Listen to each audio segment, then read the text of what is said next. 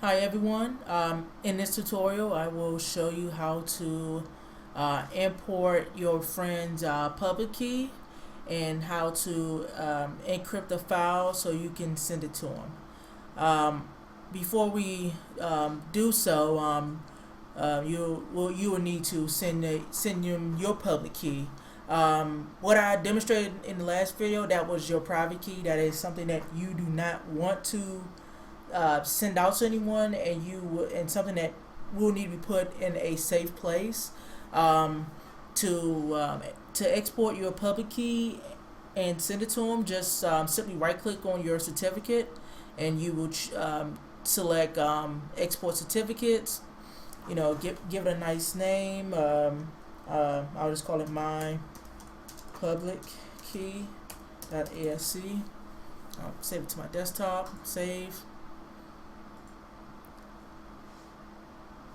And here it is. So when you right click on it, this is what it should look like. So you have PGP public key block. So this is what you will send to someone that you want to send files to securely. Alright, so I'm gonna go ahead and open back up Cleopatra. And what I'm going to do, I'm going to demonstrate how to import a public key. I went ahead and create a different public key on a different system, just to emulate as if someone is sending me a key, and I need to import it in my system. So what I'm gonna go ahead and do, I am going to click on import certificates here at the top, and I'm gonna go ahead and search for the key that I am looking for. Okay, let me go ahead. I'm using an XP system to emulate my friend or trading partner in this case. So here's the key that I created. I have another instance of Cleopatra up in this system that I'm emulating. So let me go ahead and move this, and then let's go ahead and go back to my Windows 7 system. Okay, so this is the key that I'm importing in, and right after you import it in, you need to verify that this is the key that your friend has sent you. The way to tell, if you right click on the certificate and click on certificate details, it will show you the fingerprint. I'll be looking for a fingerprint that ends with 4E34, and let's say I have my friend on the phone and say, hey, I just want to make sure that this is the right key that you're sending me. Then they'll probably look in their system, or they're probably using GPG4Win as well. So they'll right click. You can either right click or just look at the key ID, and like, hey, okay, 4E34. Hey, this is it. So I'm going to go ahead and close this. I am going to right click and I'm going to click on certify certificate. We already verified that this is the correct fingerprint, 4E34. I am going to put a check mark next to the public key, and then I am also going to put a check mark next to I have verified a fingerprint. Click next.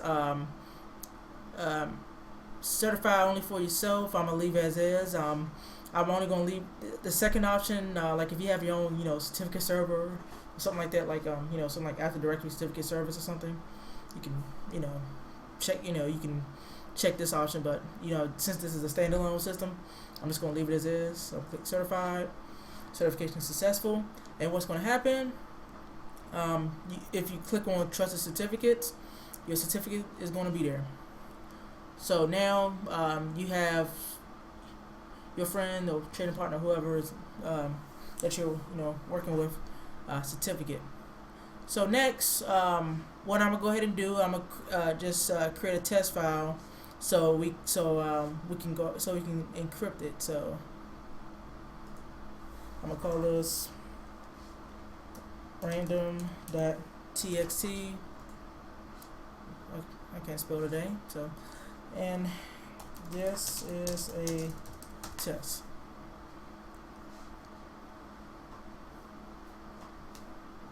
So I'm gonna save and then exit.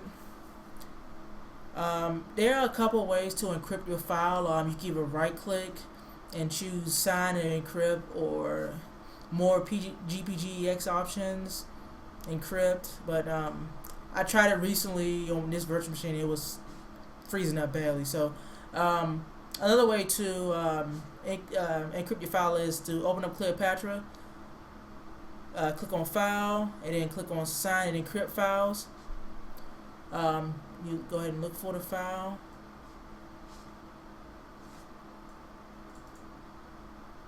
And then give you this option. You can also compress your file into a tar file, a tar.gz file. And then it gives you an option to either sign and encrypt, or sign. Just for this purposes, I'm gonna go ahead and choose sign and encrypt. So when you encrypt a file and send it to the your friend or trading partner, you will encrypt with your friend's or trading partner's key, as demonstrated this portion. So for whom do you want to encrypt? I'm going to choose trading partner, and then I'm gonna highlight trading partner and then click add, and then I'm gonna click next. You'll get a notice. None of the recipients you're trying to encrypt, you're encrypting to seems to be your own. Blah blah blah. You won't be able to decrypt data. Whatever. I'm gonna go ahead and click continue, and then who you want to sign as? You want to sign as you. And also, just in case if you click on the drop down, it's only going to show yours. So, and click sign and encrypt.